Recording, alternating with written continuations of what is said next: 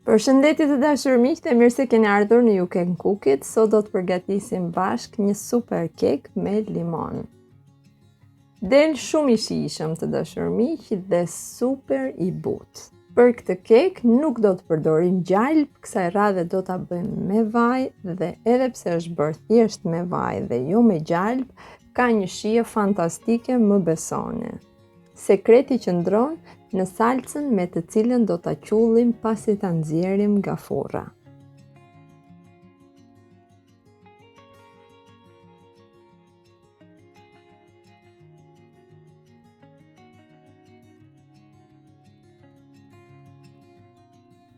Le të fillojmë nga puna.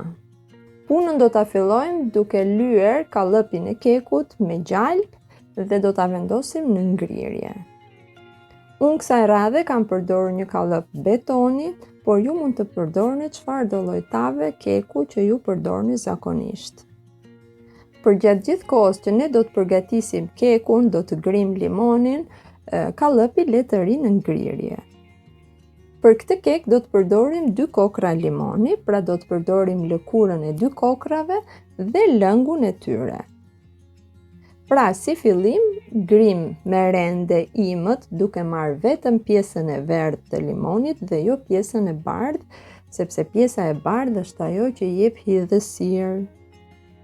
Aroma është thjesht në pjesën e verdhë të lëkurës. Pasi lëkurën e kemi gati, njërin nga limona do ta shtrydhim se do ta përdorim brenda në kek. Kurse lëngun e tjetrit do ta përdorim në salcen që do të përgatisim për ta ngjyer përsipër. Ka dalë të dashur miq, pothuajse 1 filxhan kafeje me lëng limoni.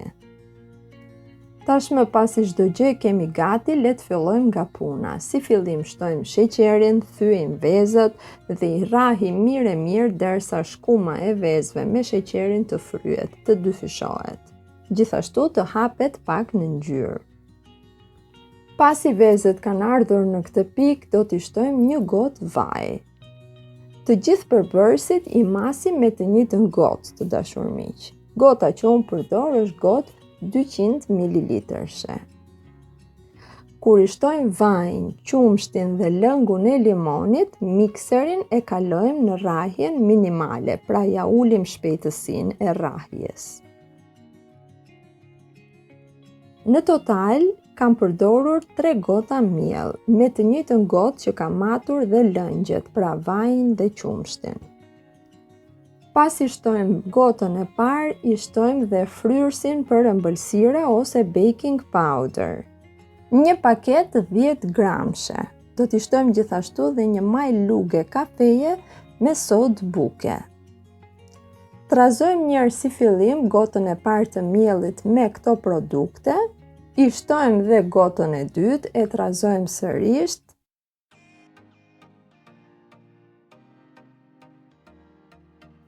I shtojmë lëkurën e limonit, I shtojmë gjithashtu dhe gotën e fundit, pra të tretën.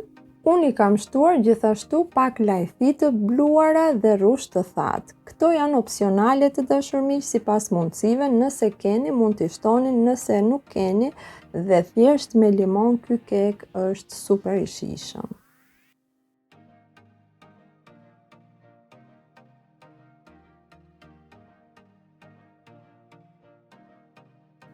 Nxjerrim kallëpin nga ngrirja, I shtojmë masën e kekut dhe fusim në furrë me temperaturën që piqni zakonisht kekun. Unë do t'ju them me 180 gradë, por çdo furrë është e ndryshme. Dhe nëse përdorni dhe ju një kallëp të tillë, kallëp betoni I thon këtij lloj kallëpi të dashur miq, ky kërkon pak më tepër kohë se kallëpet e tjera që janë të hapura, që janë katrore, apo kekët me forma të ndryshme.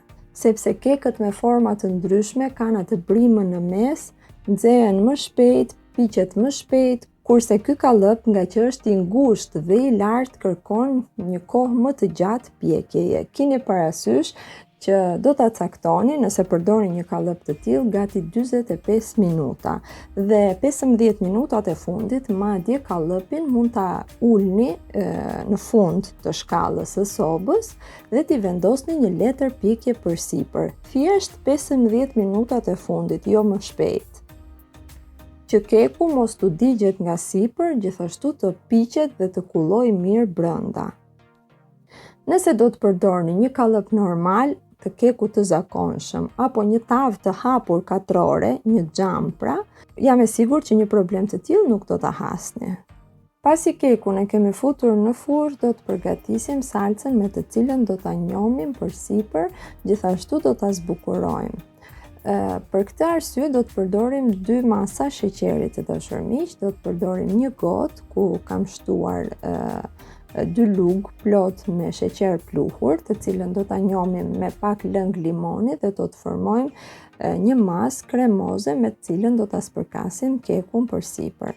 Kurse masa e dytë është thjesht lëng limoni me sheqer. Këtë lloj mase do t'ja shtojmë kur keku sapo ka dalë nga furra. Ja dhe keku pasi ka dalë nga furra, i shtojmë lëngun e limonit me sheqer përsipër direkt dhe e lëm të ftohet. Pasi është ftohur, e zbukurojmë me masën e sheqerit.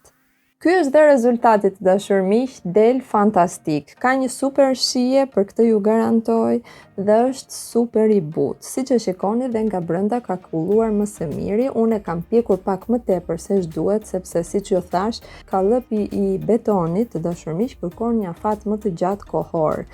Madje në 20 minutëshin e fundit, në 15 minutat e fundit mund t'i ngulni një maj thike për ta kontrolluar që a ka kulluar brenda apo jo. Dhe nëse maja e thikës ju del e lagësht, pra nuk ka kulluar si kek akoma, mund t'i vendosni një letër përpjekje përsipër, ta zbrisni në katin më të fundit të sobës dhe të punoj soba thjesht vetëm nga poshtë. Pra, pjekja e kekut në kallëp të tillë ka pak vështirësi, me thënë të drejtën, por nëse ju e njihni mirë furrën tuaj, unë jam e sigurt që do t'ja dilni më së miri.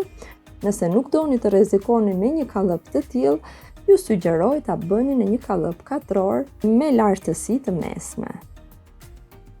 Era e mirë e kuzhinës dhe harmonia me njëri tjetrin mos qoftë kurrë mangët në shtëpitë tuaja. Gjithë të mirat dhe mirë dëgjofshim.